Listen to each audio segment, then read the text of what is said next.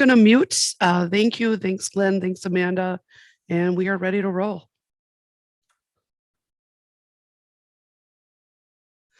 Actually, Mike Lipsky, I see you just joined us.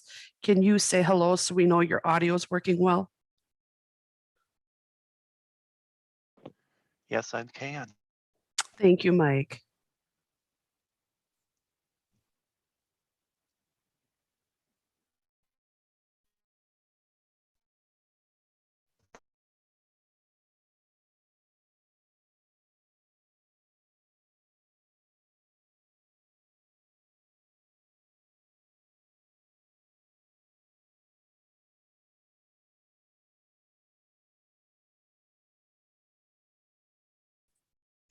Good morning, Commissioner Clark.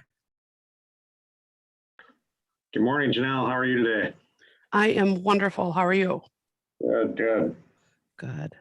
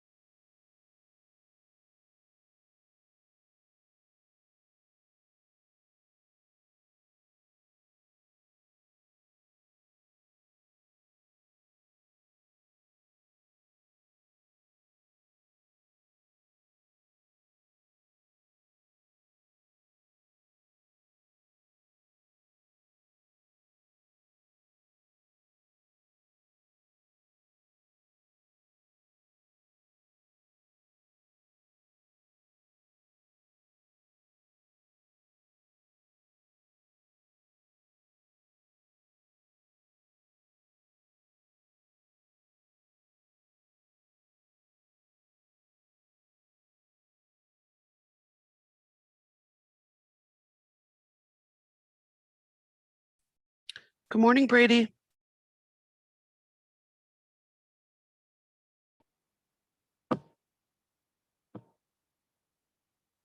Good morning, Janelle. Wonderful. We can hear you. Thank you, Brady. You're welcome. Good to see you. Good to see you. Hi, Lisa. I just wanted to touch base. We did get your presentation. And like you said, it's in consent, so we probably won't need it, but thank you.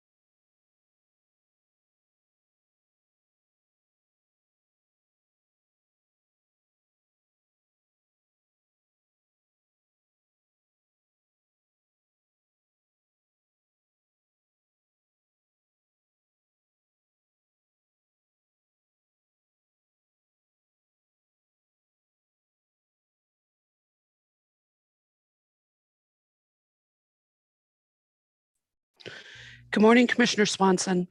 Good morning, Janelle. Thank you. We hear you loud and clear. Great.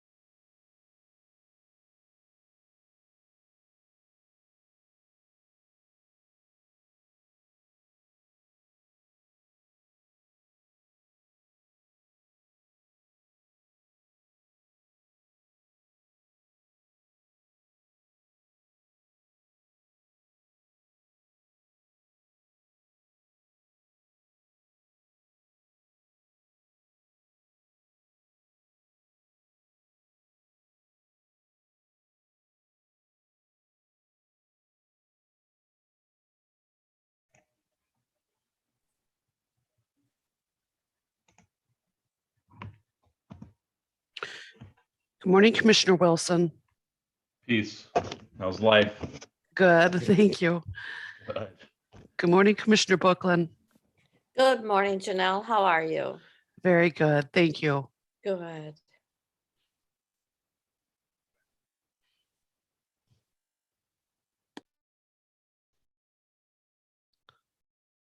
Good morning, Commissioner Eskridge. Good morning, Janelle. Hi there, we hear you. Great.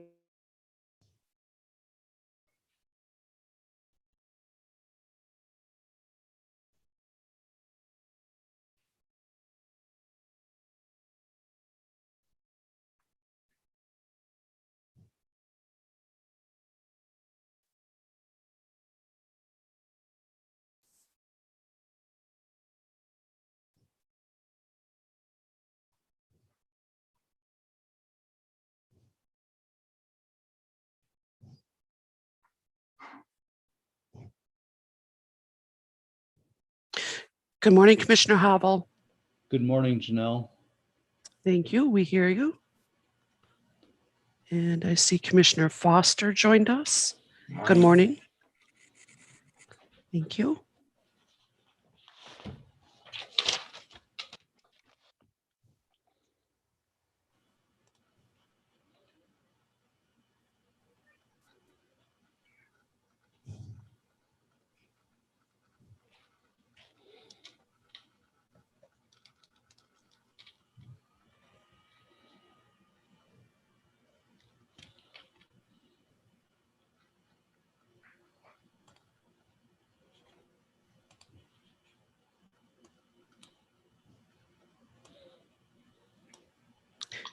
Good morning, Commissioner Murphy. Good morning. Thank you.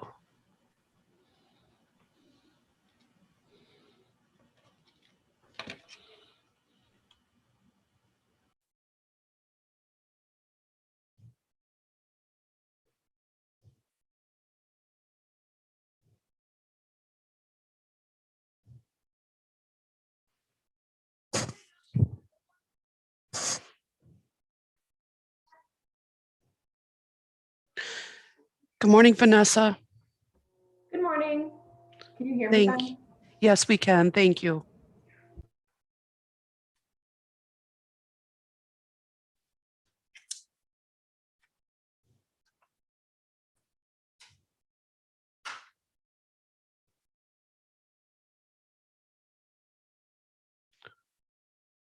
Good morning, Commissioner Meyer.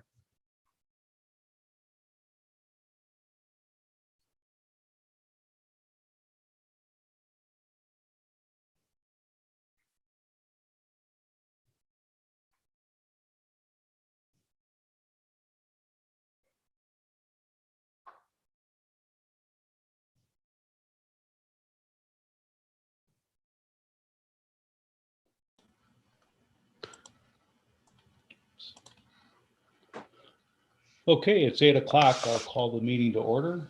I think we have everybody. Let's see. Yes, all commissioners are present, Commissioner Hobble. Okay. So welcome to all of our guests. And Janelle, would you like to go through the virtual meeting guidance, please? Certainly. So good morning, commissioners, members of the public and staff. To help us have a smooth meeting, I'm going to review just a few decorum rules for all. Number 1, please ensure your mic is muted unless you are speaking.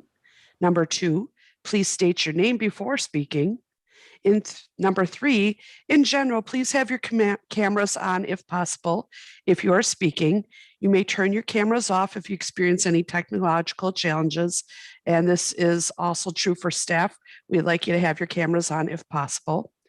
Number 4, as a reminder, the public chat has been disabled, but you can still send messages to the host if need be, and the meeting is being recorded and streamed live on YouTube. So those are the decorum rules we have for today, and let's have a great meeting.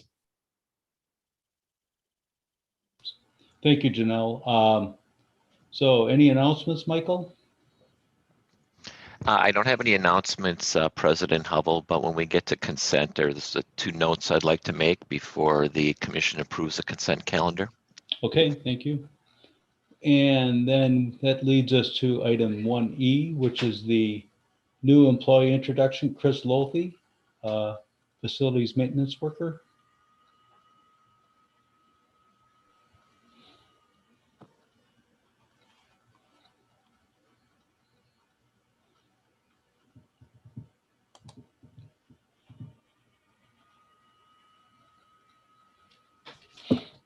Right. Good morning, Commissioners. I'm Brady Lessner, Facilities Maintenance Supervisor. It's my pleasure to introduce Chris Lothy. Chris joined Facilities Maintenance as a utility worker last May. After graduating from high school, he completed the carpentry apprenticeship program through MATC. Chris brings over 20 years of experience in building and remodeling carpentry, as well as concrete construction to the district. Chris grew up on a hobby farm, raising beef cattle and tobacco. Those years are the foundation of his work ethic, accountability, and reliability. When he's not working, Chris is a football and racing fan, but what he most enjoys is being with his wife and 2 daughters, swimming, bike riding, and camping. Chris's pride in the quality and craftsmanship of his work, leadership, reliability, and good nature make him a great addition to facilities maintenance and the district. We're very happy to have him with us. Please help me in welcoming Chris. Welcome, Chris. Enjoy your work. And then we have Matt Barrett. Brady, you're going to do.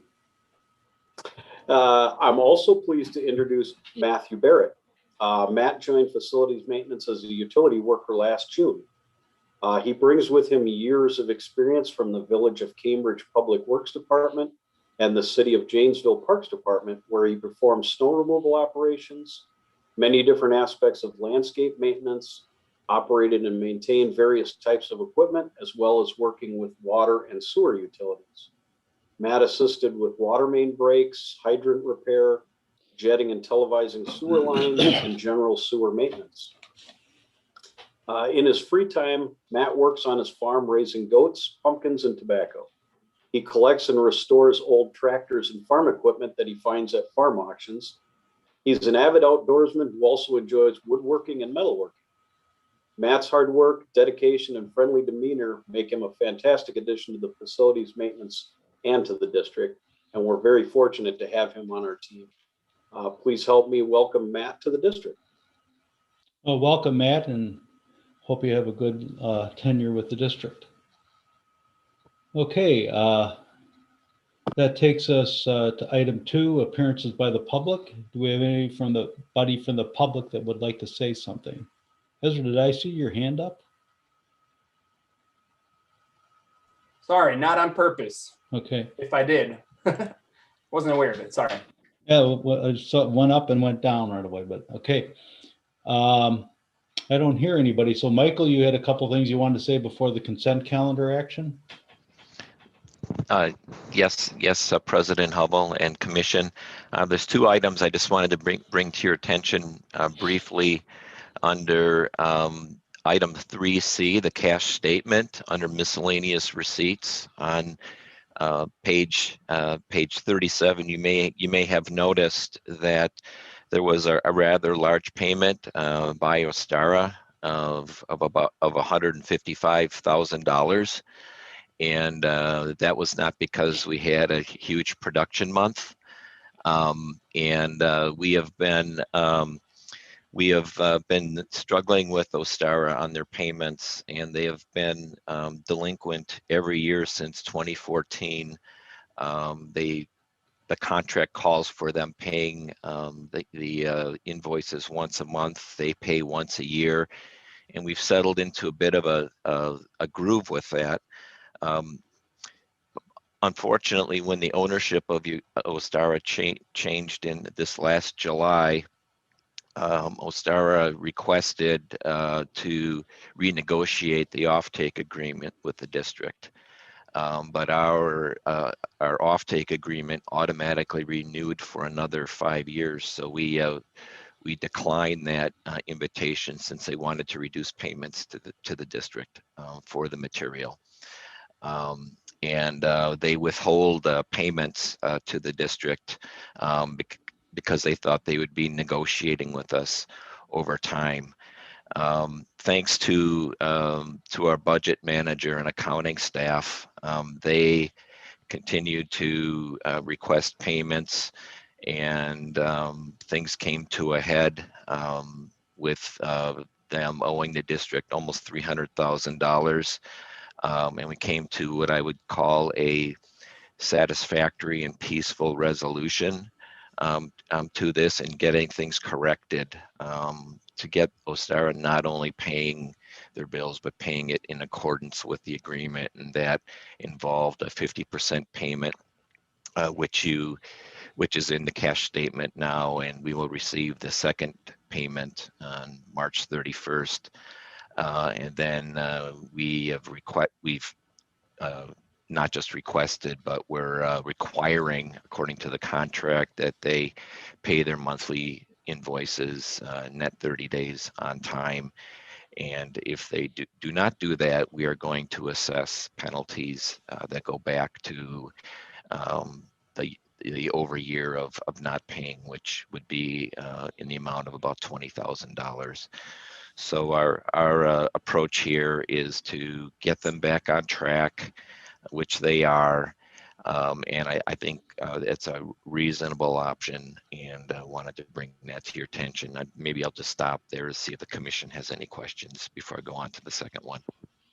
Okay, excuse me, does anybody have any questions? Okay, I don't think so, Michael. So move The on. second one, I made a note of this in my memo to the commission, that for item 3F on the spectrometer, we did receive one of the vendors submit a letter to the commission, and that is in your commission packet, challenging our award of this, of that staff's recommendation. I wanted to make sure you saw that in the packet. We went through a full legal review of the request and the claims, and we feel that our bid process was consistent with our procurement code. The bid in question did not comply with the specifications, and our specs also allow for bidders who believe that the specs are not fair or should be modified to bring those to the district's attention before bids are opened. And this particular bidder did not do that.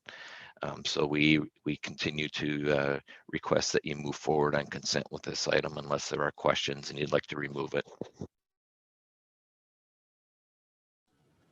Okay, anybody have any questions? Okay. we'll Tom, move I to- do, not Oh, on go what ahead. Michael just talked about, but on the consent. Could you repeat that, Ezra? I didn't quite catch everything. I have something I wanted to bring up on the consent calendar, but not on Okay. what Michael was. Okay, just well, that's our next item. So Okay. we'll move to the consent calendar. Do you want to, before we get a motion, Ezra, do you want to make your comment? Yeah, it's a little thing in the minutes from last meeting, but under 5C, which was the report out post closed session, the way that it reads here to me sounds wrong. It says the commission members accepted feedback from the committee on performance for 2020, but really it's the reverse of that, that the commission subcommittee accepted feedback from the commission as a whole on 2020 performance. So just flipping those words around would better accurately represent that piece of it.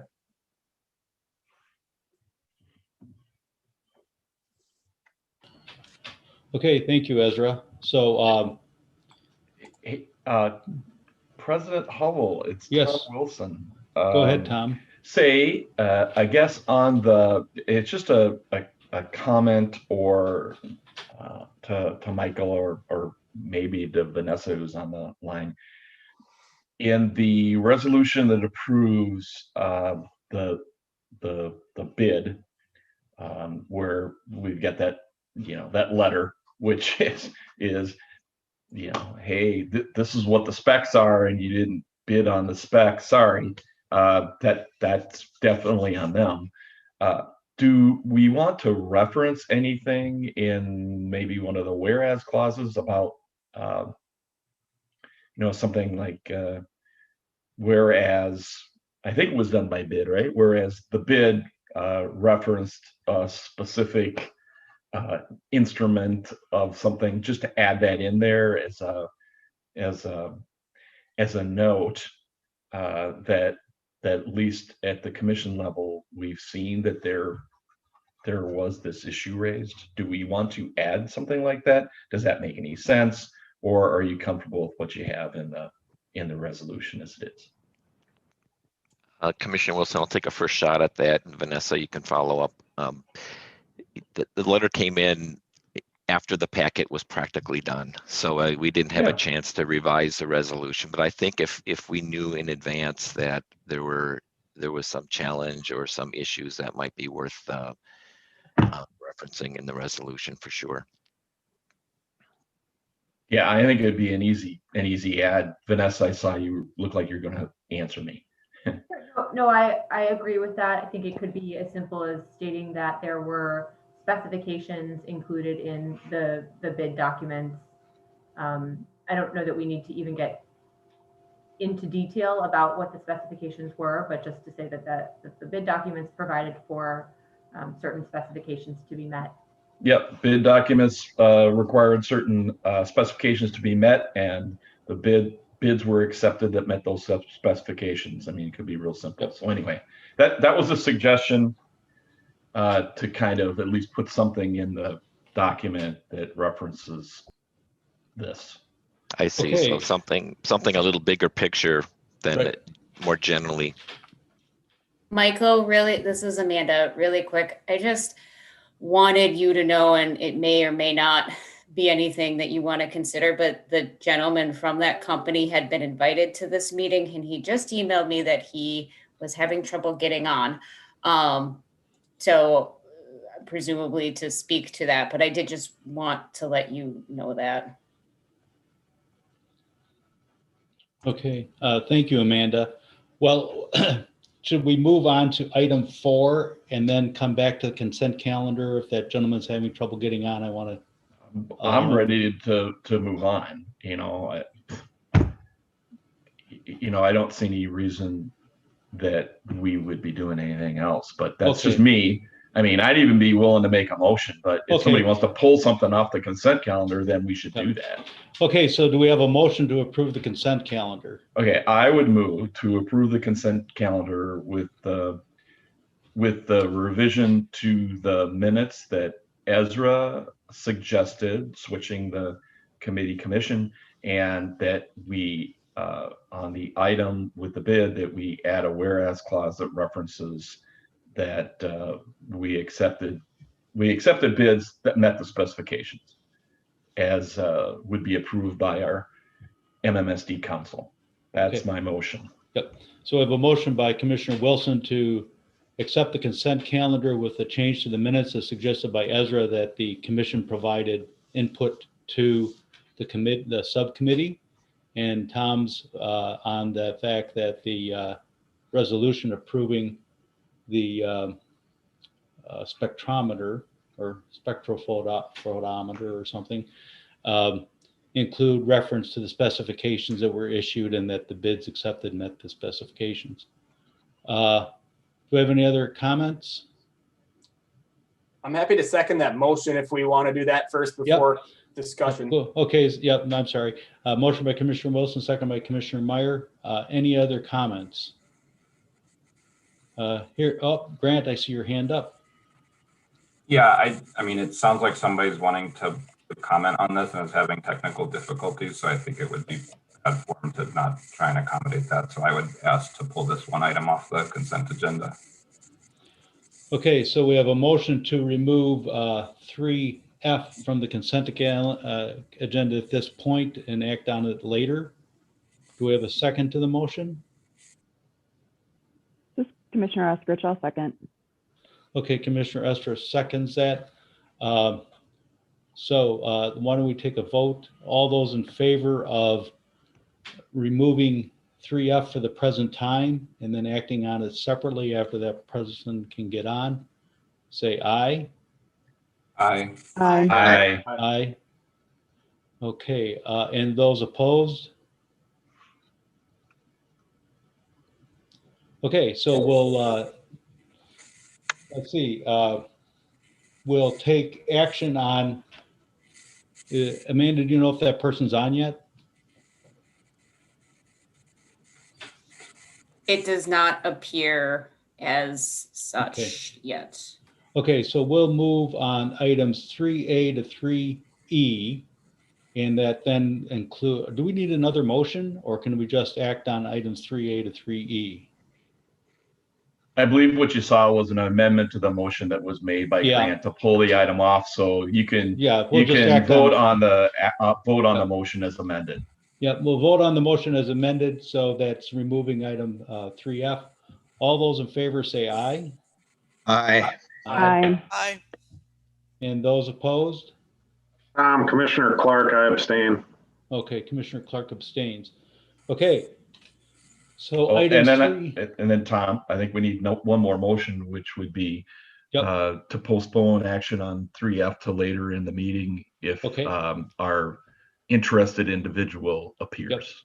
If Okay, and so when our do we have a motion to move 3F to a later point in the meeting when the individual appears?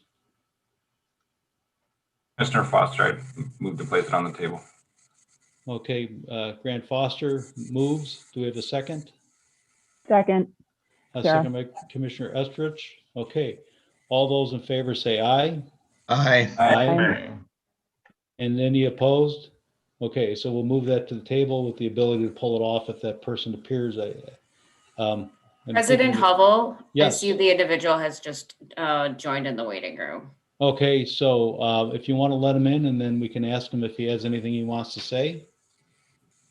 I would move to take it off the table. Okay, yeah, that's right. We have to move from the table. Okay, motion by Commissioner Second. Foster. remove from the table. Second by Commissioner, I think it was Estrich. All those in favor say aye. Aye. Aye. Aye. And opposed, none. Okay, so we're back to 3F. And I don't remember the person's name. President Hubble, it is Thomas Jacobs.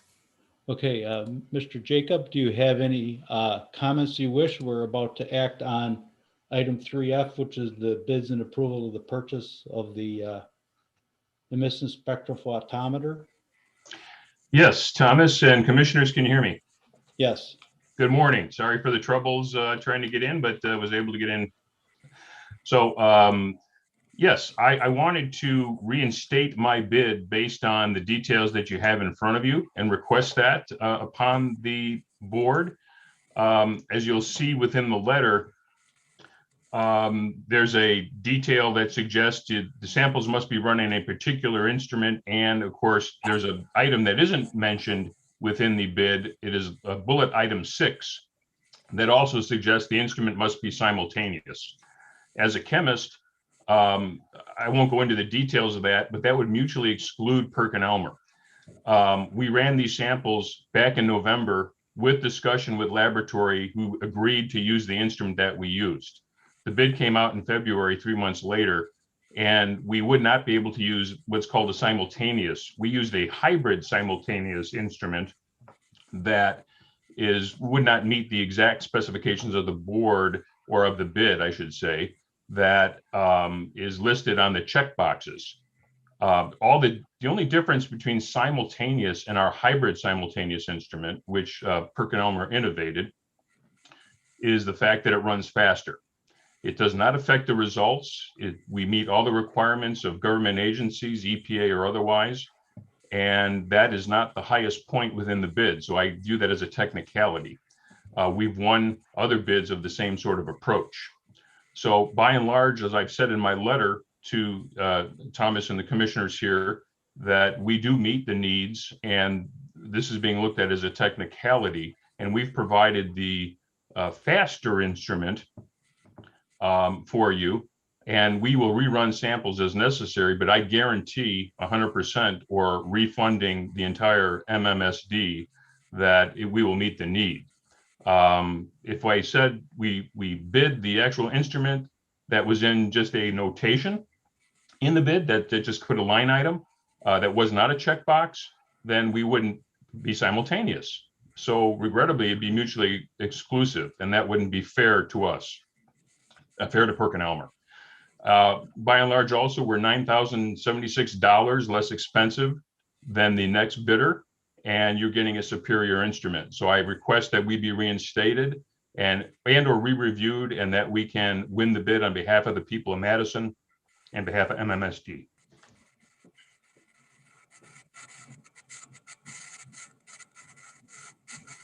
Okay, thank you, Mr. Jacob. Michael or anybody have any additional comments you want to make, or why you did the bid the way it was done after his comment as to the testing that was completed?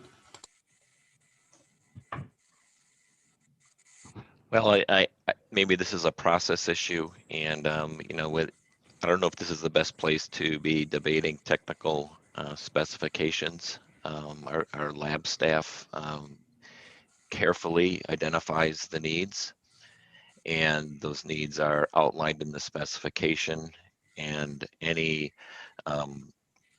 elements that are excluded, we have a process for those to be introduced to staff before the bids are made, and that requirement was not met by this vendor. My only concern is integrity of our budget, of our bidding process, that we follow our bidding process and our specifications and don't deviate from them unless we see a material defect in our specifications. But if the commission would like to hear more about the justification for a detailed technical spec, Marty's on this meeting and could express that for you. Okay, thank you, Michael. The main point I wanted to get out was what you had indicated about the process for indicating certain items within the bid structure, and they didn't meet that time frame, is what you're saying. Okay. That is not correct. If I may interject, that is not correct. We met all the bid requirements and timing.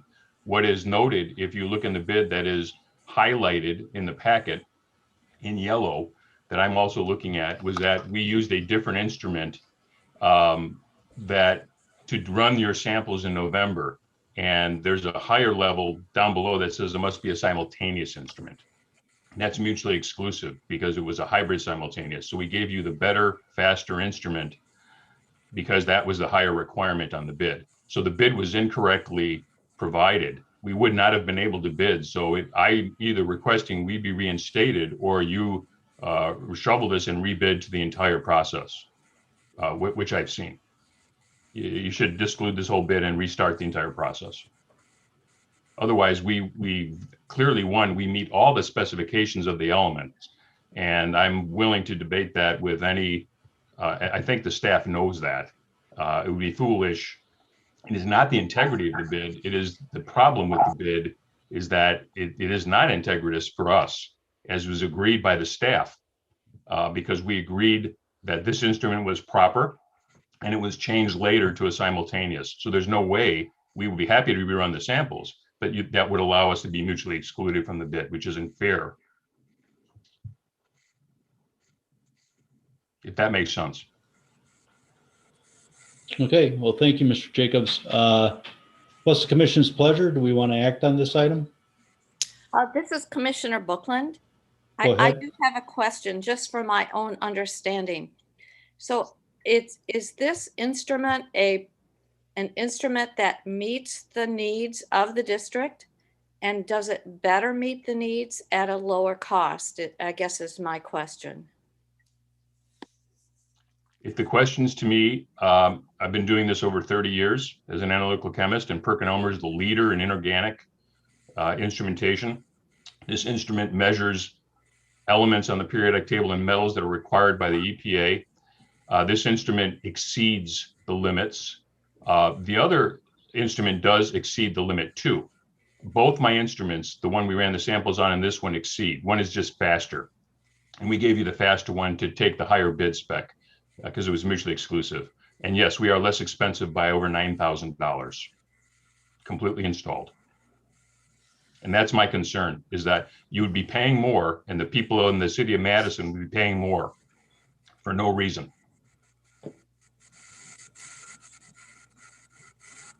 Can you answer that question?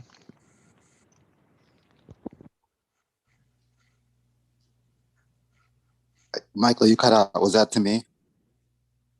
Was Commissioner Bookland had a very specific question. If the instrument that meets the needs of the district at a lower cost, and maybe for you to discuss the bid spec and why that meets the needs of the district.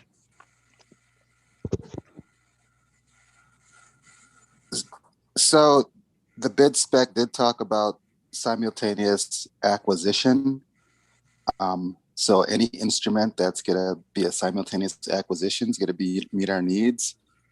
That just, wasn't aligning up with the same instrument that the samples were run. So, I think this is just not matching up the samples that were run and those results that we used to determine the technical accuracy to help with the bid specifications didn't line up with the actual instrument that came in for the bid. So the specifications certainly that we put in the bid is for instruments that will meet the district's needs.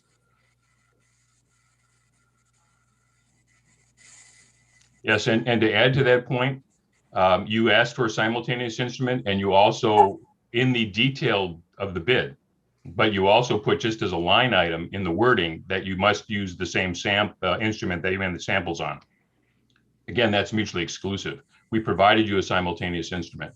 By definition, for the layman here, we know as chemists, the only difference between a hybrid, sequential, and simultaneous, we have a hybrid simultaneous is what we ran the samples on. And the simultaneous is speed. It's simply speed. It has nothing to do with the results. That's a well-known, well-documented. So again, I request of the board to have, for the people of Madison, to save the dollars that PerkinElmer be awarded, because you'll save $9,000. I can assure and would send a letter to that fact that we will meet it. We know we do. We have other municipalities using both instruments. Or if not, we'd be happy to rerun samples, or I suggest if necessary, if you really feel it's necessary, to rebid. That would be the only fair process. Otherwise, it would be frankly ridiculous to exclude PerkinElmer. Commissioners, a process suggestion I have here. One process suggestion, of course, is for you to award this bid now. Another option is to defer this decision for 2 weeks, and I think it might be helpful for us to answer Commissioner Bookland's question in a report from our lab manager that can provide the specifics you need to make a decision with options, and for us to fully consider Mr. Jacobs' letter. And that gives us a little bit more time instead of trying to sort through all of this right here. Yeah, I was going to make that suggestion, Michael. I think that's a good one, that we delay 2 weeks. And then we can hear from the lab manager, and they can digest the letter from Mr. Jacobs more. Or does the commission want to delay, or do you wish to, Grant, you have your hand up? Yeah, I think that's a great suggestion as well. I certainly support that. I just wanted to add, in terms of that report that we get back, definitely more clarity around sort of the questions that are at hand. And then it sounds like, Michael, you already mentioned sort of different alternatives, but it would be helpful to understand sort of that full suite of alternatives, including rebidding, et cetera, just so we really have all those options in front of us. Yep. Thank you. Okay. Do we have a motion to place this on the agenda in 2 weeks? This is Commissioner Bookland. I'll move to place this on the agenda in 2 weeks. Okay, motion by Commissioner Bookland. Do we have a second? Second. Second by Commissioner Murphy. All those in favor say aye. Aye. Aye. Aye. And any opposed? None. Motion carries. So item 3F, 3F will be on the agenda in 2 weeks with a report of the options that we have and what best meets the district's needs. Okay, thank you, Mr. Jacobs. That will take us to item 4.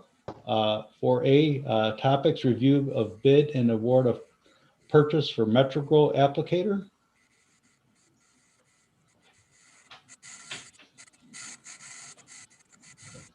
Good morning. My name is Ben Erdman, and I'm the Resource Recovery Manager for the district. Marty's on the agenda, but he asked me to make a presentation today. And I am trying to share my screen here. I apologize.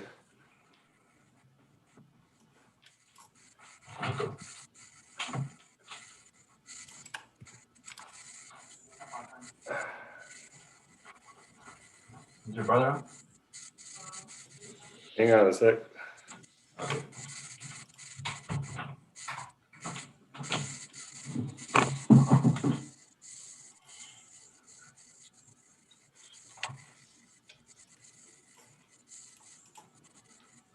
All right. Can you guys see my presentation? Yes. Okay, thank you. So I was asked to give a little background on a biosolids applicator purchase we're considering here at Metrogro.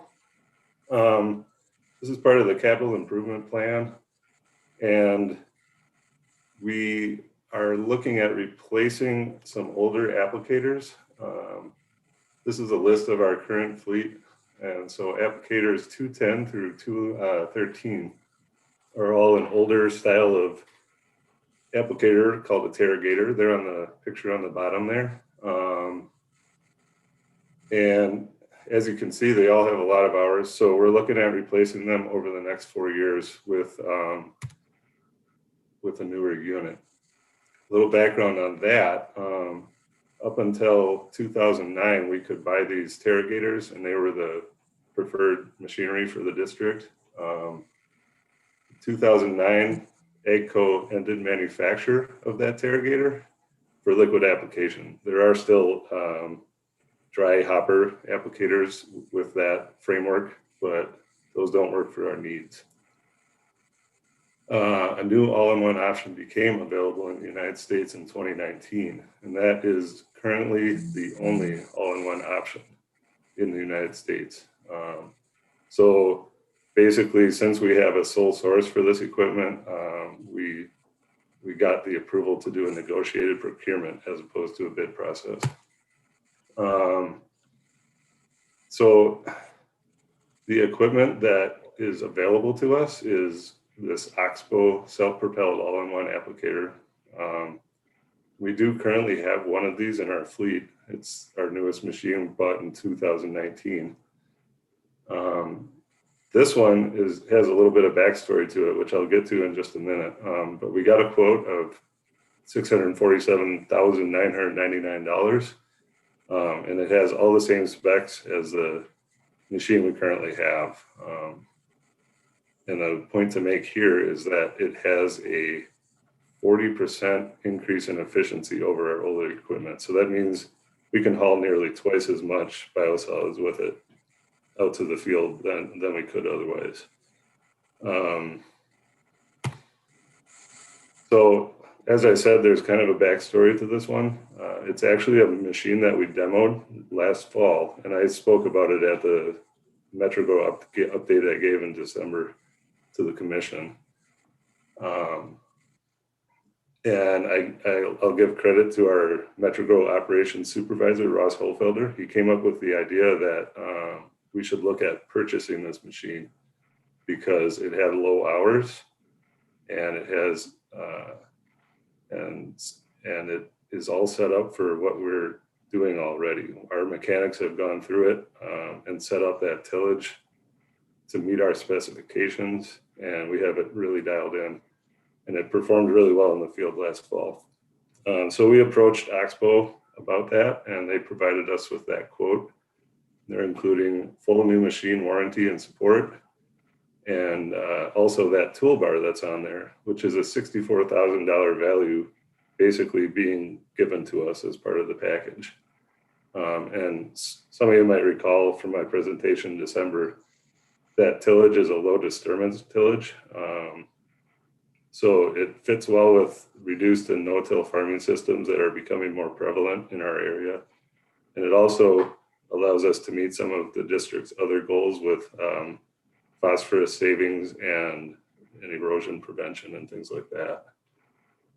And it's, as I said, it's already been proven in the field, and we have it really dialed in. So basically,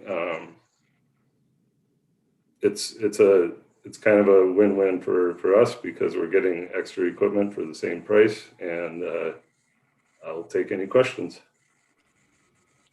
Okay, does anybody have any questions for Mr. Urban? And this is Ezra and Ken, I think. Thanks, Tom. I was going to ask Ben, is it more efficient in fuel efficiency, or is it that it has a larger tank and can get out and do a bigger volume before refilling? I wasn't sure which one you meant in terms of the increased efficiency. Sure, I can elaborate on that. So it's more efficient in how much material it can put in the field over a given amount of time. And that has a couple of different factors to it. It's got a larger tank on it, so less trips back and forth to the trucks. And also it has it's called a super load feature. So it can load much quicker, about half the time of an older machine. And then second thing I was going to ask is, I get that toolbar is an add-in that they're sweetening the deal with, but do we need it? Or are we good on those sorts of tools, or is that actually meeting a need of the district at the moment? So yeah, that is meeting a couple needs of the district. Like I said, we're looking to go towards more low disturbance tillage, and this toolbar is it's part of a separate project that we were working on, looking at different equipment that would meet that need. And this is the one that kind of came out on the top of the crop there. And that's why we were demonstrating it last fall. So that's another item for another day, but we're looking at purchasing another one of these toolbars as well to outfit onto the other new machine. So it's the direction we're going for the phosphorus savings, and for having more flexibility in the field. It can go through more residue. And it fits better with farming systems that are going on right now. Thanks for that, Ben, and thanks to you and the crew for bringing it forward. Thank you. Okay, anybody else? Ken, I thought I saw you. Yep, Ken, go ahead. Yeah, Ben, what's the life expectancy of this unit or one of these units? So they have a 10,000 hour. That's kind of when we try to swap them out. And I'm just looking back at the chart here. Our oldest applicator is we have 3 of them that were purchased in 2005. And those are all going to be replaced over the next few years. That's the goal. So 15 years. Okay, and if the district purchased 3 of these moving forward, would it end up, we only need 3 of them instead of 4 of them because of the additional output? So over time, I think we would expect the amount of biosolids we have to get rid of increasing with population. Okay. So, and then the redundancy factor, it's always good to have one extra machine around in case something breaks. We have a pretty narrow window for application. So it's good to have some redundancy in the system, even if we're not using them all on every day. Okay, thank you. Mm-hmm. Okay, anybody else? I don't see any hands up. So do we have a motion to approve item 4A? Commissioner Foster had his hands up. Oh, Commissioner Foster. Oh, I'm sorry, Grant. I must have missed you. Go ahead.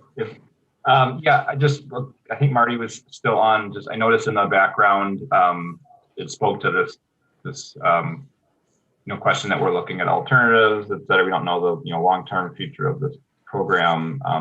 And it sort of makes sense to obviously we need to still replace things while we're working on that. But I guess I was just looking for what kind of a time frame for that study to get a better sense of like if things are going to fundamentally change at some point in the future, how far out is that potentially?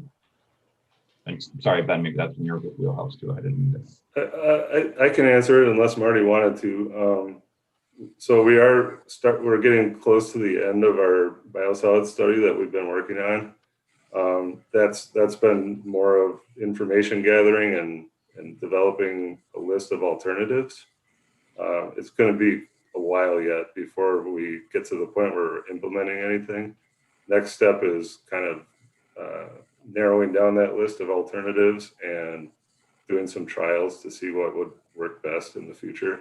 So given the resale value of these machines and the life expectancy, I think we're not going to lose out by continuing on with the liquid program we have.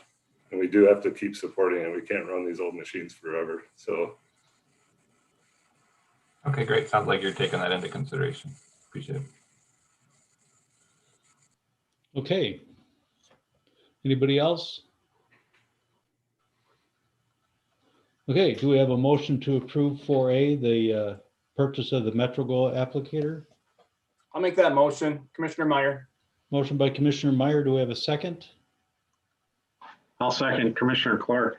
Okay, motion by Commissioner Meyer, second by Commissioner Clark to approve the bid, or the award, I should say, of the Metrogro applicator. All those in favor say aye. Aye. Aye. Aye. Any opposed? None. Motion carries. Okay. That takes us to the employee handbook update. Mike Lipsky, I think you're going to lead that off. Hello, commissioners. Let me share my screen.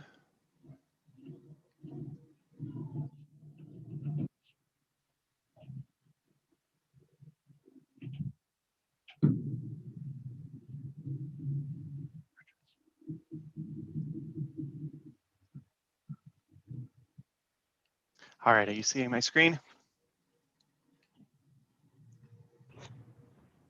Yes. Thank you. I'm Mike I Lipsky. don't think we are. I don't think we are. I'm seeing the welcome screen. And Yeah, that's true. There we go. There it There is. it is. All right. I'm Mike Lipsky. I'm the new Human Resources Manager for the district. And the resolution that's before you today is to approve the extension of benefits to part-time employees at the district. So I started here at the district in January, and shortly after I started, it came to my attention that the 2021 budget included some funds to extend leave benefits for part-time employees. And I was asked to put some definition around how we want to treat our part-time employees as it relates to benefits at the district. So you can see on the current slide, our handbook language on the left talks about a part-time employee as an employee who's regularly scheduled to work less than 40 hours a week. But the part-time employees working at least 30 hours a week are currently eligible for certain benefits, including both prorated leave and paid leave benefits, or I'm sorry, paid benefits programs such as health insurance, life insurance, things like that. Under that current language, if you're a part-time employee working less than 30 hours a week, there's no benefit eligibility whatsoever. So any employees working, 28 hours, 24 hours, they don't have any entitlement to leave. They don't have any entitlement to participate in the district paid benefit programs. So this resolution is proposing to update the definition of a part-time employee in the handbook to what you can see on the right, an employee who is regularly scheduled to work between 24 and 40 hours per week for longer than 1 year. And then again, these part-time employees would be eligible for paid benefits provided they meet the requirements of the benefits plan. The reason that 24 hours was chosen is under the Wisconsin retirement system definitions, is administered by Employee Trust Fund. An employee has to work a minimum of 1,200 hours in a calendar year and have anticipated employment of longer than a year in order to qualify for Wisconsin retirement system. That 1,200 hours roughly runs to the 24 hours per week. So we would be tying benefit eligibility at the district for all of our part-time employees to that WRS eligibility point. The benefits that would be impacted, and you can see the resolution as a phased approach.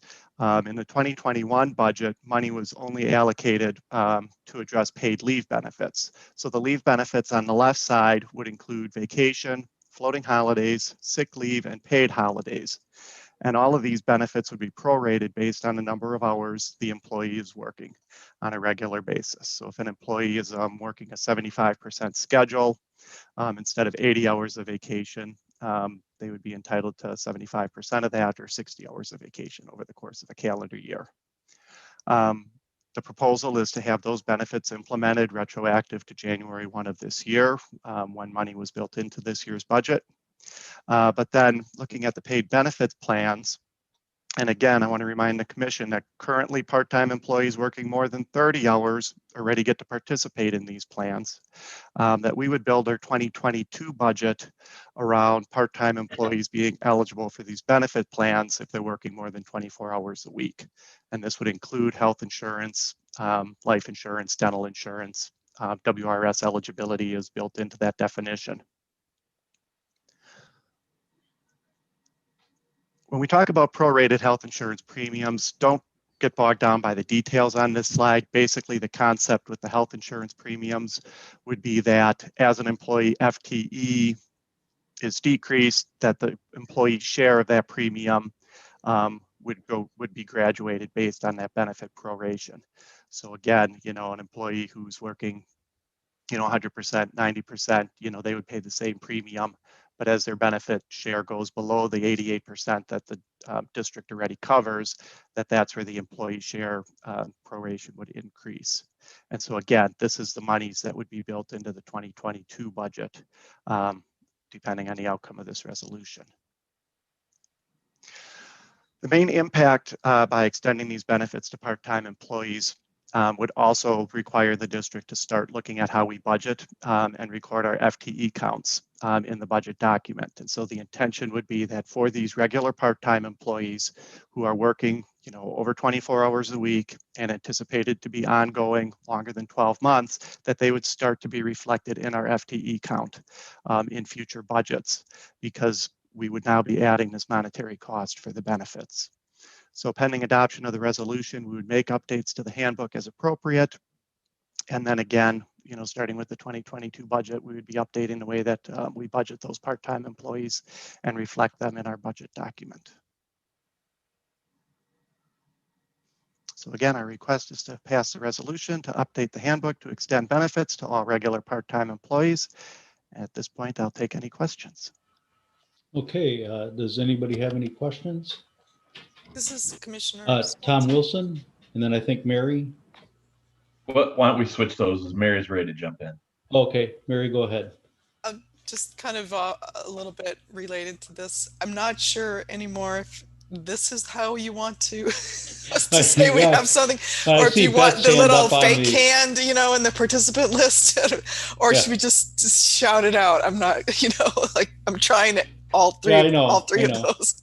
I've got Beth and Tom next. Okay, go ahead, Mary. I'm not, Just a question, wondering about how many employees at the district are part-time, like 24 to 40 hours, and do you have very many employees that are regular part-time that are less than 24 hours a week? So as far as the employees who are working longer than a year, right now I believe the district has 3. We do have part-time employees that work on a seasonal basis, like in our operations section, but those employees, are May to September or October, so they would not fall under this definition. So right now it's a small number of employees. Thank you. Okay, Beth.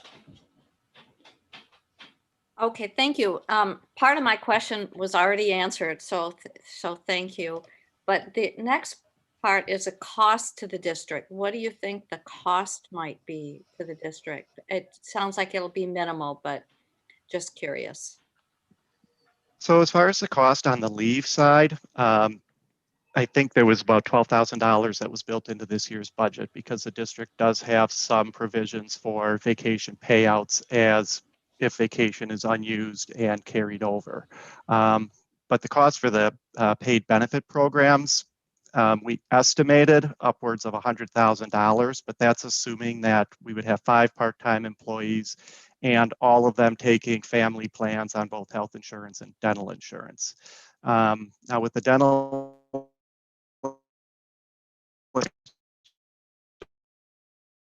$5 a month, so there would be costs for that. And for the health insurance, even if an employee is not taking the health insurance, a month payout for employees to not be on the insurance programs. Just a minute, even Mike, with, Have other people has he been cutting out for others? Because he's been cutting out for me.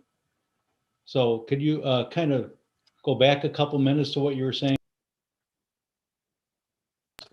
You've been cutting Sure. in and out. I could turn off my video too and see if that helps. Okay. Okay, try again. As I was saying, so, all right, for the district, did you guys hear about the leave benefits?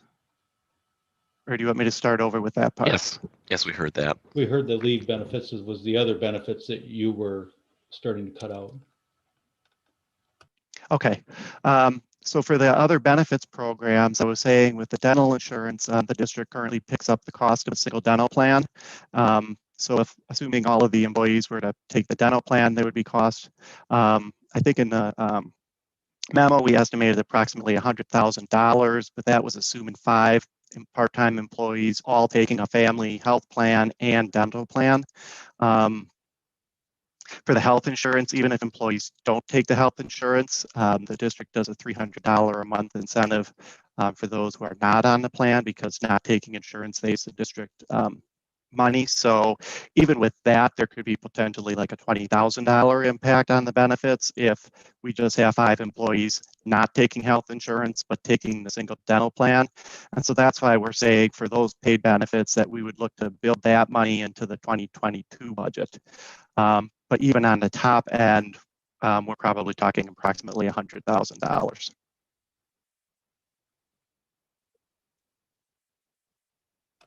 Okay, Tom. Thank you, President Hubble. Okay, so just a follow-up on Mary's question. You said we're talking about 3 people. Is that 3 people that are the 24 to 30 hour range that would be added? Or is that how many people we have, 30 to 40, or is that 24 to 40? That's 24 to 40. Okay, so right now, how many are 30 to 40 that are already getting all this? I believe we have 1. Okay, so you'd be adding just. So the district has not used it correct. Gotcha. Okay. It just as a comment, you know, I generally would be in favor of this. I think that actually this is used in a lot of local governments, frankly, to determine how benefits are paid based on that WRS compensation. And then I know a lot of other private businesses, and maybe can comment on this, you know, base their leave time pay and their benefits based on hours worked. So I know with like my wife at SSM Health, they're all, if they're a 50% employee and they're full-time at 50%, then that's kind of the basis for their rate of pay for benefits. And if they're 60%, the same. So I don't have any problem with this. Probably for me, it's a good idea to clean it up this way and to grandfather in the people that are already at that 30% or that are at the 30 hours. I don't have a problem with that either. And we're not talking about that many people right now either, to be fair. So that's just my question and my thought. Thanks. Okay, Brad, you have your hand up. Yeah, I'm also very much in favor of this. I think it's a good way to go for our part-time employees, and bringing it in line with the WRS definitions, I think, is a good idea as well. I had a question about the resolution. It's a real small point.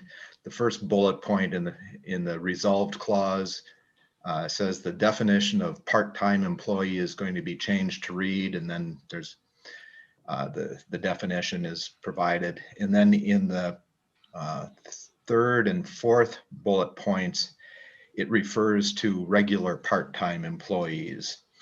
And the question was, I think we're referring to the same thing.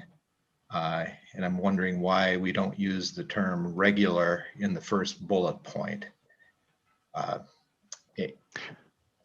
Anyway, is there? Yeah, I can answer that easily. If you look at the attachment that has the handbook language, we actually define a part-time employee and a regular employee separately. So a regular employee is actually defined as somebody who's working 12 months or longer. And I've just incorporated that piece also into the part-time employee definition. But, technically we define regular separately from part-time, but this is really to distinguish those employees that would be working on an ongoing longer than 12-month basis versus more of those seasonal or intern type positions. So really the first bullet where it says the definition of part-time employee we're really talking about regular part-time employees. Correct. So should we use the term regular in front of part-time employee in the first bullet? We could. Again, we actually define the word regular separately, which is why if I draw the attention to the attachment that says you and your job, right under the word part-time, we have the definition of the word regular. So it would be somewhat redundant. Okay. All right. Well, if it isn't needed, it isn't needed, as long as we're clear on that. But anyway, I appreciate the good work. I think it's an excellent idea. And by the way, welcome to the district, Mike. Good to see you again too, Commissioner Murphy. Okay, anybody else? And so, Mike, I just wanted to reiterate, you're thinking the cost next year will be an additional $100,000, or that includes the what I'm getting to is what we're going to be looking at, they used to call a structural deficit. And so I want to get a better idea of what you're expecting for costs for next year, not including what would be in addition to next year from this year. Yeah, so the $100,000 is an estimate, assuming we'd have 5 part-time employees, and that would just be on the paid benefit program cost. So, I mean, as we build our budget, if we decide that, we're only looking at having 3 or 4 of these, that cost would be different, but the 100,000 is what we estimated as a worst case scenario. Okay, so are we looking at more part-time employees? This provides us with that option and flexibility as we consider positions. Okay. I was just trying to get an idea of when we're building in certain things. So I guess my main question is, if we have two currently that are affected, what would their costs be for the additional benefits that would be added next year? Do you have an idea? I would say $40,000. Okay. Since that would be 2/5 of the 100,000 that we bet at 5. Okay. Okay, thank you. Anyone else? I don't see any hands up. Okay, do we have a motion to approve item 4B, the update of extending benefits to? I'm happy to make the motion to approve item 4B as recommended by staff in the doc. Okay. Motion by Commissioner Wilson. Do we have a second? I'll second Commissioner Swanson. So we have motion by Commissioner Wilson, second by Commissioner Swanson to approve the extending benefits. Any further questions or comments? Okay, I don't see anything. All those in favor say aye. Aye. Aye. Aye. And those opposed? No? Okay, motion carries. Thank you. Thank you. Michael, that takes us to your presentation on district performance for the prior year, 2020.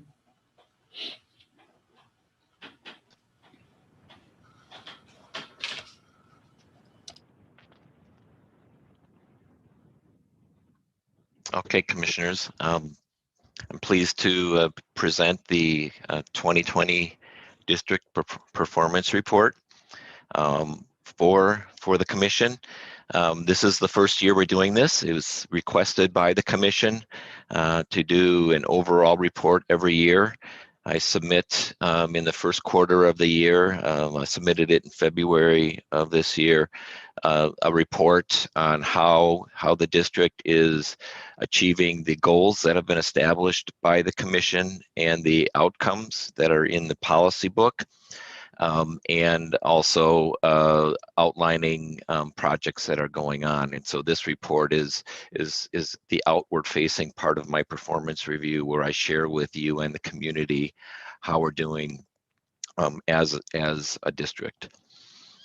The report that went to the performance review task group in mid-February and is included in your packet includes a report card, which is an overview of how we're doing on all of those strategic goals, the chief engineer priorities and outcomes with achieved, making progress, and an explanation on each of those in there in that report of how we are doing. And my purpose here today is just to uplift some highlights from that report for your knowledge. And I'm not asking, or we're not asking for any knowledge. It's just for you to receive the report and to include it in your deliberations moving forward. And of course, in future meetings, I'd be more than happy to take questions, or of course, here today.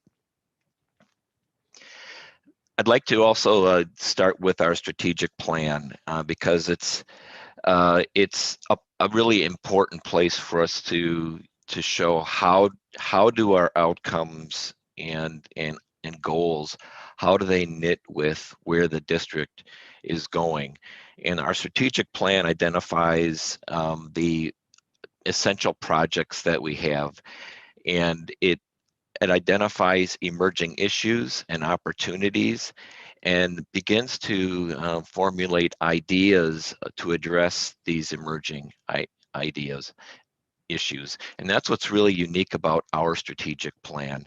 Our strategic plan creates a process for translating and vetting ideas to address future needs, and then getting them ready for action. But it doesn't necessarily mean every project in here is a priority. So it allows some vetting of issues. You're familiar with the pillars that we have, and these are the foundations for the plan that we've put together. And these are 5 areas of action that, in order for us to be successful for the long term, these are the types of things we should be paying attention to and making progress on a regular basis. And this is what the strategic plan does. And so I tried to organize the performance report in my report here in terms of those 5 pillars to give you a sense of how they align and knit together. The first is looking at the environment, and our goal is to increase recovery of resources while meeting our permit requirements. And that is our long-term goal and vision. And you might be very familiar with this. Of course, you receive this report, this dashboard every month. This is our end of year dashboard. And there's good news, bad news, and interesting news in this report in terms of resource recovery. The good news is we're a district that produces 6 products. And if you look at some of our contemporaries around the state and the country, very few produce 6 products. And we should be very proud of the fact that we are doing that. And the goal is always to do more of that. You'll note in the Metro Mix area that we produced a high amount of Class B biosolids. And that was because of bad news. At the beginning of January of last year, our biosolid storage crisis, because of a wet fall in the fall of 2019, caused us to look at options for producing a Class B biosolid and landfilling it. And that is what those numbers reflect. So we produced a lot of Class B biosolids. And it's unfortunate some of it landed in the landfill, but what it did do, and what I'm really proud of with our staff, is we were able to use our facilities to get through this crisis. You may recall that we hired a contractor originally to dry the Metrogro Metrogro material that was in those tanks, and they couldn't meet the specification for dryness, but we were able to do it in-house with this work, and I'm really proud of that work that our operators and engineers did. The other interesting thing of note here is in clean water, and that was lower than normal. And that is in some ways good news, some ways bad news. Flows were down, and there were fewer peak events, which is a very good thing for us. We had only one event that was over 45 million gallons a day average, and usually we operate around a 38 million gallon per day range, versus in 2019 we had four events that were over 45 mgd, and in that wet year of 2018 we were operating over 45 for 3 months consistently. So it's good to see those numbers down, but of course, as Todd Giebert shared with you in the fourth quarter billing, our overall revenue, because of these parameters, were down across the board, was down approximately $1.8 million. It's also important to just, you see this every month too, in terms of our effluent quality. And the far right of that dial is our permit limitation, and you can see the bandwidth in the colors of where we operate in terms of compliance. And if you look at this, the range of our compliance goes from 91% below our limit, to chloride, which is the closest to the limit, which is about 14% still below our limit.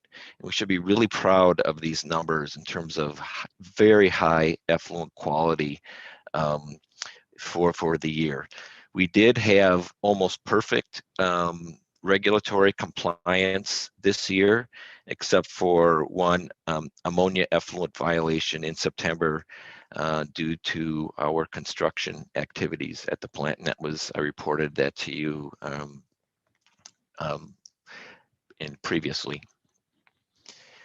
We also, our next pillar is our community, and really our focus is on how do we improve our partnerships to build, increase public support, and engage the public. And we sometimes don't think about this, but the budget document itself is a public engagement approach. And the Distinguished Budget Presentation Award isn't just a fancy plaque on the wall. It is a rigorous criteria process that the district goes through every year, that's established by the National Advisory Council on State and Local Budgeting, to identify best practices for budgeting, to knit together 4 pieces: budget policy, financial planning, operations, and communication.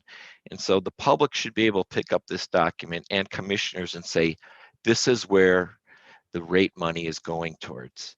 And that's why this is so important. These standards and criteria get more sophisticated every year. And so just because we get this award in 2020 means we'll have to make some adjustments in our budget for 2021 to continue to meet this high level of standard and quality for the district. Other items that have been going on with our community, of course, are in the area of extreme weather. And it doesn't take long to go back to 2018 to look at the August storm event. And for many, it was a wake-up call in terms of resiliency. And some of the flows we had at the plant were some of the highest we've ever experienced, and they were sustained flows, which were very dangerous to us to have. It's one thing to have a peak flow, because we could store some peak flow in our wildlife observation area, but when it's sustained flow, that's when it becomes a problem. And at our customer community meetings in 2019, our customers identified inflow and infiltration and dealing with storm events as one of the top priorities they wanted the district to address. And then that same year we had commission strategic planning, and you identified reliability as a core ideal that the district needs to continue to nurture and build in over time.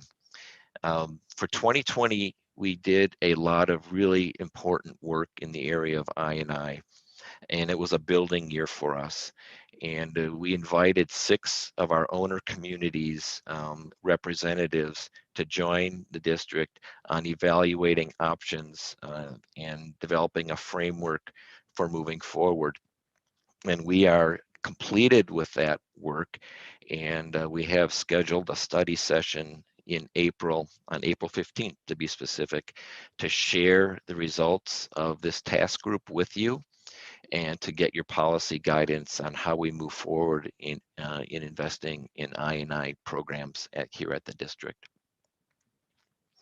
There's also another really good story here, and that is around chloride and the importance of investing in pollution prevention.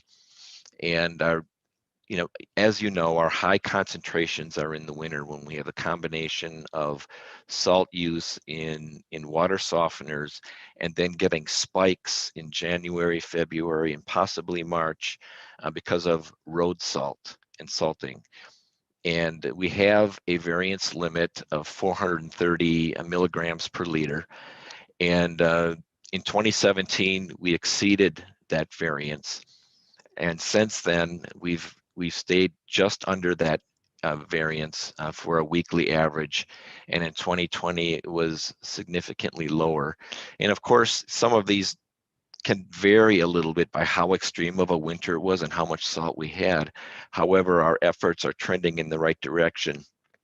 But what is more interesting is the second table or graph down below, and that is a number of weeks where we exceeded water quality.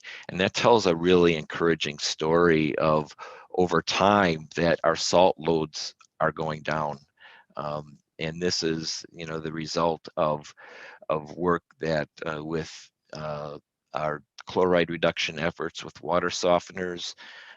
We are partnering with the Village of McFarland and Town of Dunn on a Salt Savers water softener rebate program that is ongoing.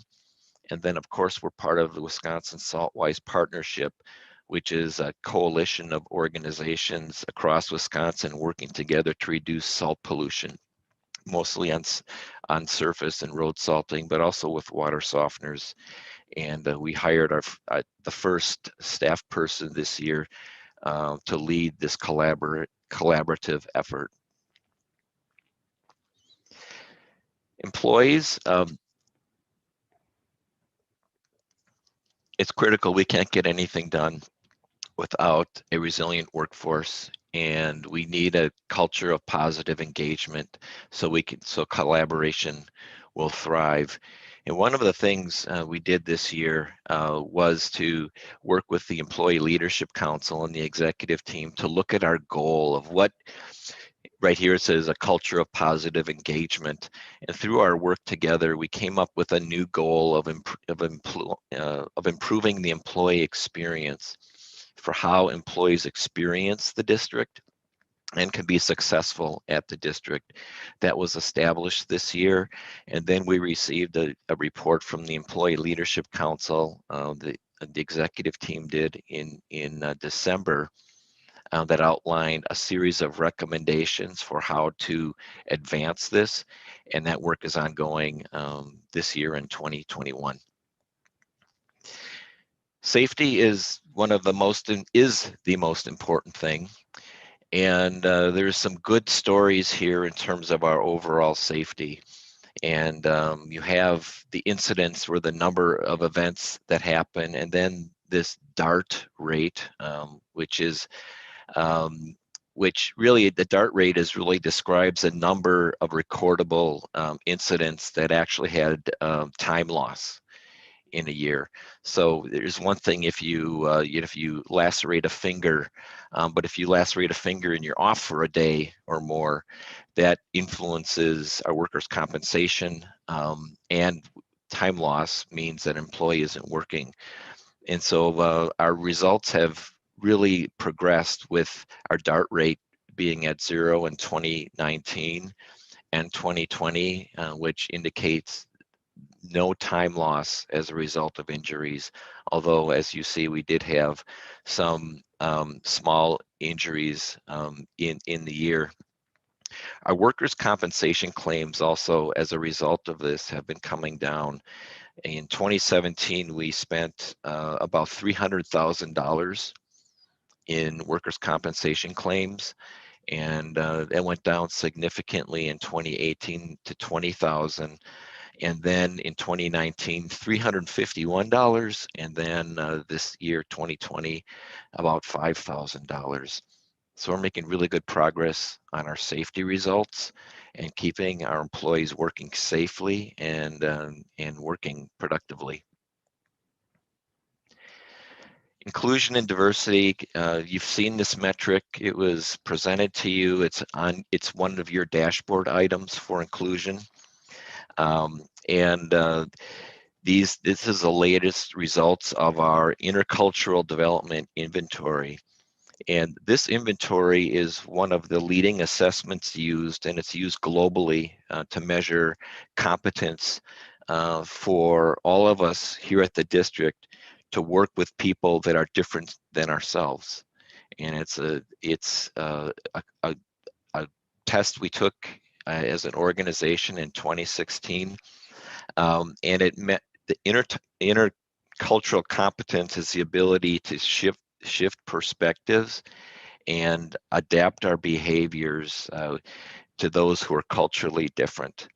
And it is an inner skill that can be learned and developed over time. And that's why we're paying such close attention to this, because we can really change and make this important. And it's one of those essential skills that's really important to trust building and collaboration in the workplace.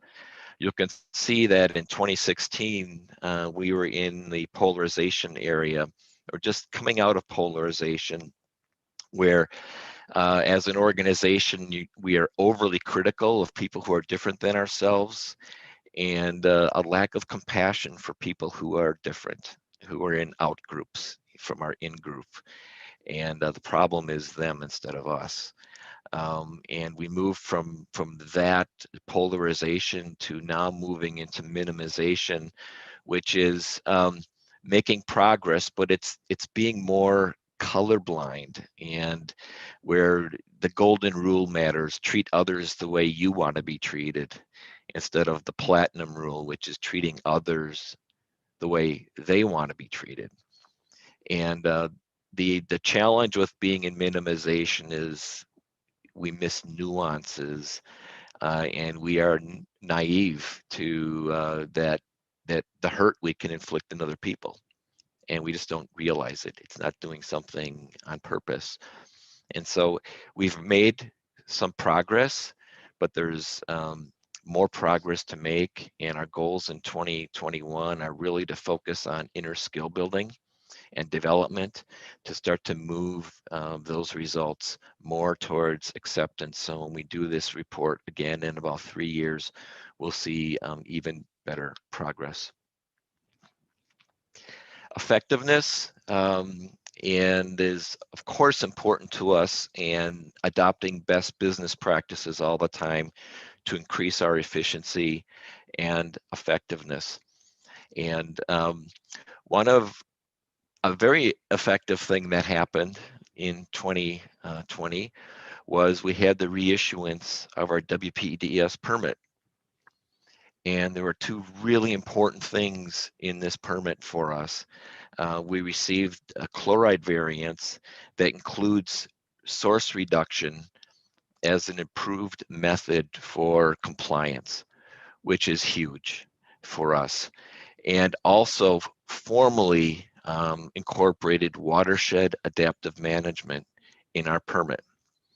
This permit has been 5 years in the making, getting support from the DNR and having to make the business case for both of these programs, watershed adaptive management and chloride minimization, to the EPA, because these are not things they approve in normal permits.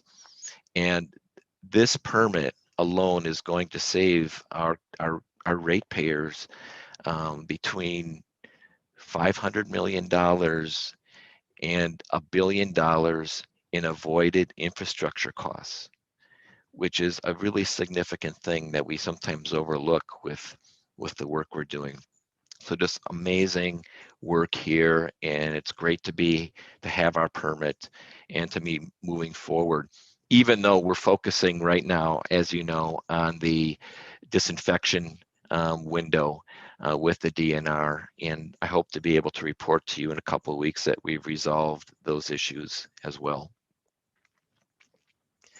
This blurry picture, I couldn't find a good picture for audit, so I'm really sorry. So this is just a placeholder slide, but it's one of those things. It's easy to discount the audit until you have audit problems.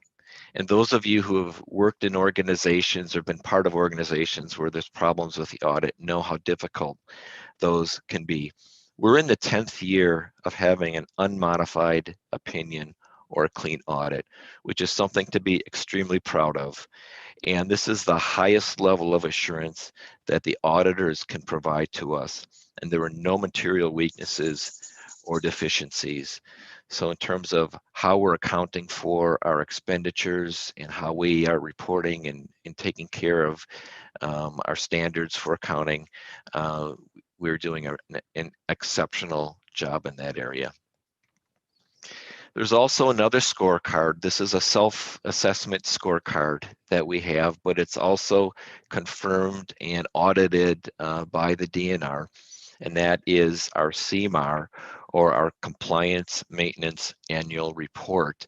And this is a report card that evaluates the effectiveness of management, our operations, and maintenance activities for the calendar year. And as we reported to you earlier, we're a 4.0 student in 2020, which is something for us to be extremely proud of for 2020. Infrastructure, at the end of the day, we're an infrastructure-driven organization. 95% of our resources go to the planning, design, construction, operation, and maintenance of physical infrastructure, and it consumes over 50% of our capital, or our budget. Well, 95% of our resources go to supporting it, but in terms of capital, 50% of the district's expenditures go to infrastructure capital. And so this is a really important metric for us. And 2020 was quite a year with the implementation of our liquid processing improvements. And we, in the collection system and at the treatment plant, we spent $23.4 million in construction and engineering work this year. And in a year of COVID, in a time when the economy was struggling, we were able to keep our projects working, and we created 370 plus jobs to keep fueling our local economy, which is important for us to think about, that we kept our work going on. We also came to you with closeout of projects that were 6.99 or $7 million of accepted contracts. And you can see that when you accepted closeout of these projects, they were 1% below the bid of the original bid amount. So we were actually giving money back to our ratepayers from our construction projects.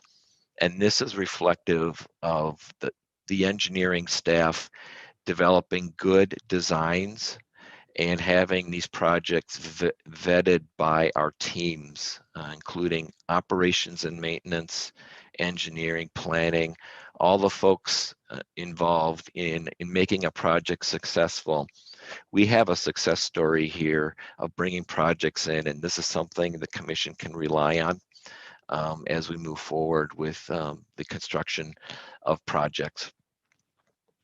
Here is our UV disinfection system, our new UV disinfection system fully installed. This is a picture that was taken last week.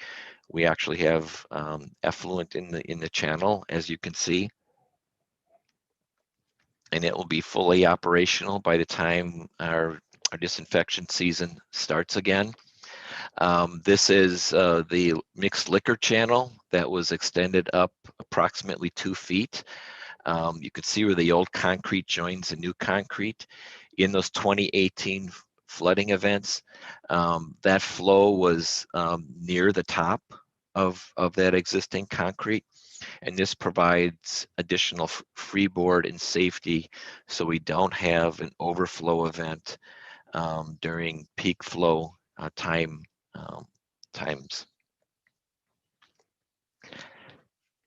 Equity, as we look to move forward after a very successful year, 2021 is going to be a year that we focus even more on equity. The district, we are an anchor institution in this community, and we have a role to play not only in protecting public health in the environment, but dealing with equity from a community perspective. And this is going to be, it's something we've been talking about for a while. One of the commission's ideals is to look at equity in terms of rates and who pays, but it's also how do we support and energize this community to be more just and equitable. And so that is part of the work we have moving forward, that we have to look forward to this year in 2021 and beyond. We're also going to be dealing not with scrambled eggs, but with PFAS. And you're going to be hearing very shortly from ecosystems on the results of our PFAS evaluation, and for the commission to setting an agenda for how we're going to what are the challenges with PFAS in our watershed or our sewer shed, and how we're going to address them. You're going to be dealing with that this year and very soon.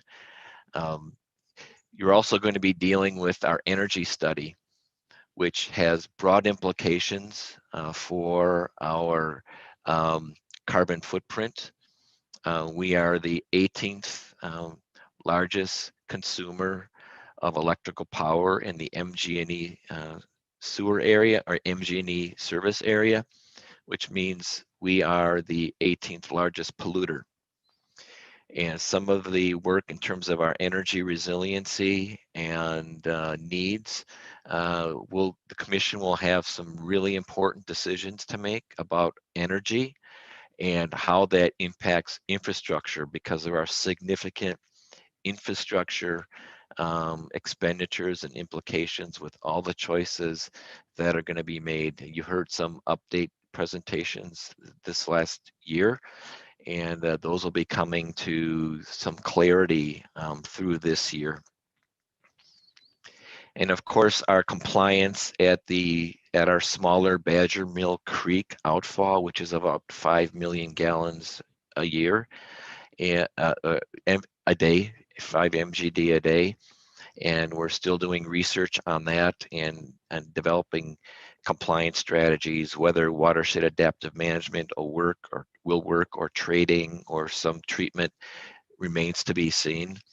But we've been doing pilot scale testing of different technologies and hope to be bringing some ideas and recommendations forward to you this year. And then finally, what about COVID? I went through this entire presentation. I didn't mention COVID once. And it's important to see that, all of the accomplishments of the district over the last year happened in the midst of a global pandemic. And it says a lot about the adaptability and dependability of our employees to work under these conditions. And for them to be able to come together to support each other during this time and to work the way they did and to be as committed as they were is really been truly inspiring to me. And to see this level of work and how our staff has risen to the occasion. And I really owe a debt of gratitude to all of them. Our operations and maintenance staff, our lab staff, our IT staff, and our resource team, and Metrogro, they showed up every day, placing themselves at greater risk than most people in this community to get the work done of the district. Even though during the early part of this pandemic, we did not know what we were dealing with, but they showed up every day and continue to do this high level of work every day. And to everyone else who didn't have to show up, who worked from home, who were required to work from home, were not allowed to come to work for not putting other those critical infrastructure workers at risk. They had no off switch. They worked a day and night, weekends, and put in extra hours to continue for this work. So everybody at the district put in ridiculous hours while they were still balancing, the pressures at home with schooling at home and just the other challenges with COVID. All employees in their work environment, but still showing up and doing this great work. And it's really a lesson for what we can do when we work together as a district. And the last thing I wanted to, before I turn it back over to President Hovell and the commission, is the other thing I'm really grateful for is when the pandemic started, we sent out a survey to our owner community saying, okay, what do you need from us? What can we do? The responses that came back from the mayors and the city administrators, the personal emails that I received said, district, continue doing what you're doing. Continues protecting public health and the environment and doing good work, and just having that support from our owners to continue with our work. And of course, the work from the commission this last year has made 2020 a really remarkable year. So with that, I'll turn it over to President Hovell to see if there's any questions. Okay, thank you very much, Michael, for that overview of our performance last year and what we can expect. Anybody have any questions for Michael? I have one. Have you heard anything about when the district employees get vaccinated, particularly those that are right in the front line? I think they should be part of this group, correct? We did. We just received notice this week that we have, I don't know what the technical term is, but a code. So we are authorized to get vaccinated right now. And so we'll be moving forward with employees will be getting vaccinated and will be are in the queue for priority. Okay. Anyone else? Grant? Thank you. Michael, on the IDI, you said that's every 3 years that staff takes that. And so we did that in 2020 and we would do it again in 23. Is that right? Approximately, yes. And is there like baseline data available for that? Like either national or state or regional or anything like that? I'm just trying to, like, it's great to see progress and obviously there's, plenty of room to go with that yet. I'm just I guess, partly curious, how much is that? Seems like a lot of folks have learned a little bit over the last year in particular, made some progress. I'm just sort of curious how, what amount of that improvement is just from sort of national progress and how much is district specific, and just trying to, if that's our primary measure, how much is it telling us about the work that we're doing as opposed to, individual work of employees? I don't know the answer to that question, but it's a really good question for us to answer as we move forward. Yeah, I think that would be an interesting, maybe more in-depth presentation sometime this year around that, and just kind of overall equity initiatives. And we got a good update maybe a year or so ago, but it'd be great to just take some time with that sometime this year. Thank you. Okay. I don't see any other hands up on the wave, on the virtual wave. So we'll move on. Thank you, Michael. CED update, Michael. Okay. Two things to report. Next Thursday, March 18th, we have our first owner community meeting of the year. And the notice has already gone out. It's between 9 and 10 a.m. And the focus of this meeting is on the owner-community relationship, the owner-commission relationship.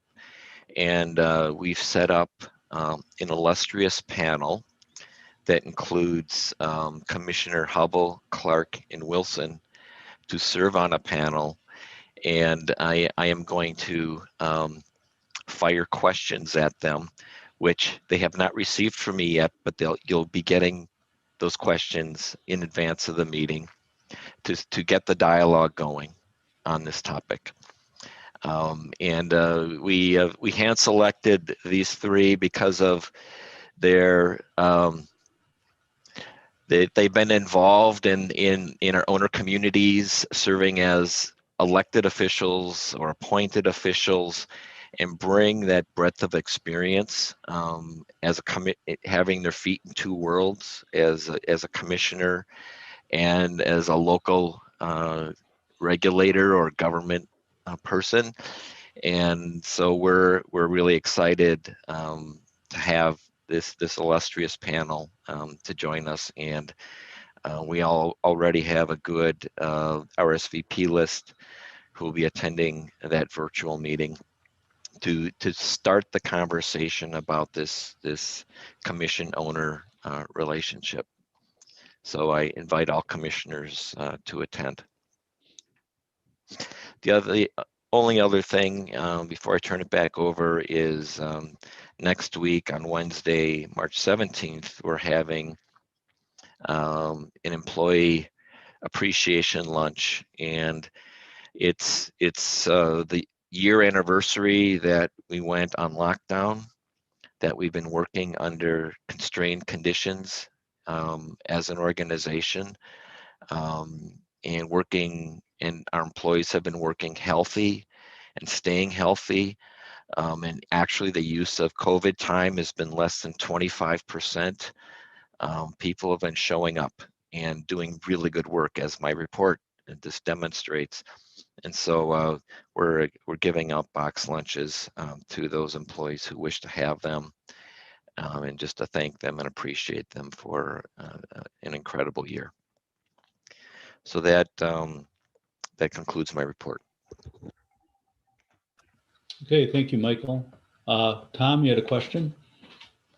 Yes, I do. Actually, it is a question and a comment, and it's a CED matter, but it kind of relates back to the vaccinations that we talked about before. Michael, in-house, have you guys put together anything? Is anyone assisting people to get vaccinated? To get appointments and things like that? Do you have someone in charge of that? or are you letting it up to people individually, or are you thinking somebody's coming to the district? Just curious as to what you might be doing.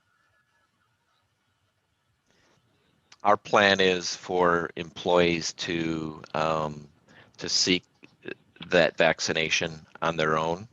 Okay. Their choice. It's not a requirement. And so we are supporting that. We're supporting the use of work time to do it and COVID time and other times to make that happen. Okay, then the other comment I have, because, you know, we've been doing this, and so what we have utilized is one of the, there's two 1B options that we utilized at the town of Westport and the village of Wanakee and other local governments. I know that. And one is, you know, utility frontline personnel. And you're going to have those. And basically everybody there is a utility frontline personnel. I mean, I don't know who you could actually be without. And the other thing is that we also, like for me, we have an emergency operations plan. You probably have an emergency operations plan. And you know, the people that are involved in that plan or are mentioned in that plan also meet the requirements that are coming in. And now that you've got a number, all of our people and all of the Wanakee Public Works people and the Wanakee utility people got online and got appointments at Walgreens. And it was the Moderna vaccine that I got, but I would say it may take some check-in, but you might want to let people know, oh, by the way, here's your number, here's where you fit, and you can make an appointment at Walgreens within a couple days. And, you know, I had people actually, I heard people went to Columbus to get like their first one, but we were all lucky here and got ours at the Walgreens in Wanakee. The other option is, just so you know what you probably do, the Alliant Energy Center is going to be active, and they may have started now, but I know that, for instance, on Saturday they're doing drive-by appointments for people, and I think you might be able to get appointments there or into next week to get it done. So just a couple options and a couple of bases I wanted to share with you so that you had them, and for the employees that are listening too, so that they know. If you haven't already got it, you can get, if you wish to have it, you can get on it right away, and there's certainly options out. Those are the couple options out there for you. So just wanted to pass that on. And thank you. Commissioner Wilson, this is Amanda Wigner. Thank you for that. I did want to just jump in quick and let you know that in the communication, we did send to staff. We did say that they obviously could register through public health and get it at the Alliant Energy Center. And we've also mentioned that they could try their local Walgreens, obviously realizing that we have staff who live outside of Dane County. And I know Casey, our health, safety, and security leader, was helping particularly our O&M staff find the vaccine that might be closer to them. So everything you've said, we've definitely put out there, and just even answered individual employee questions if they were having trouble registering or were looking for other options that may be more convenient. So 100% agree with what you said, and have been trying to communicate that to staff as well. Okay, perfect. We had a couple of people we had to help too, just because they weren't good at online stuff, you know. But it's all turned out, and actually we're all taken care of. So hopefully the district will get there soon too. Thank you. Okay, thanks, Tom. I don't see any other hands up, so that will move us to the regulatory and legal review. Vanessa? Good morning. So you have the regulatory review for March in your packet. I just want to highlight a couple of points. The first is that as far as the legislature goes, the only bill we've seen so far introduced relating to PFAS, which, if you'll recall, last session before COVID shut things down, there were a couple of bills in various states of approval that did not make it all the way through the legislature. So it's possible we'll see the resurgence of some of those bills. But to date, all we've seen is SB 156, which expands the Clean Sweep program to include the collection of PFAS containing firefighting foam, and then add some funding for that project.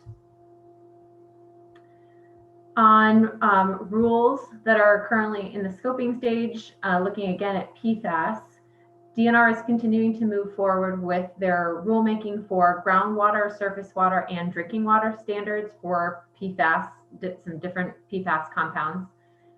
For surface water, we're still looking at standards for PFOS and PFOA. DNR is in the process of completing a sampling effort. I know that the district was engaged in that, and that effort will be completed, I think, here fairly shortly, with the economic impact analysis coming out, I believe, in April is what we're looking at. And then one other note I wanted to make here to highlight, there is a new disinfection guidance that has very recently been opened for public comment from DNR. The guidance does expand the definition of recreational uses and potentially expands the applicability of the disinfection season quite a bit beyond, or potentially to year-round disinfection where there's recreation happening, again, based on a pretty broad definition of recreational activities. We've spoken with the department about that. Our understanding is that that's not going to change, as Michael mentioned, the resolution of the district's contested case petition, how the permit will be resolved. And as Michael mentioned, we're anticipating seeing a draft response from the department on resolution of the contested case here coming up pretty shortly. I think that's all I wanted to highlight specifically here, but I'm happy to take any questions if anyone has any on the regulatory review included in the packet.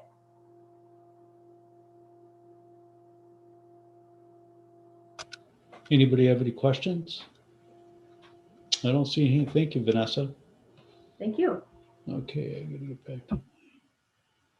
Okay, so that takes us to the future meeting schedule. The next meeting's in 2 weeks. And we'll have on that item that was deferred from today, plus a number of other items. Other business, anybody have anything else? I'll move we adjourn, by the way. And then I was just going to get to that. Motion by Commissioner Wilson to adjourn, second by? Second, Commissioner Clark. Second by Commissioner Clark. All those in favor say aye. Aye. Aye. Opposed? None? Motion carries. Thank you, everybody. Thank you. Bye. Stay safe, everyone. Thanks, everyone. Bye. Thank you.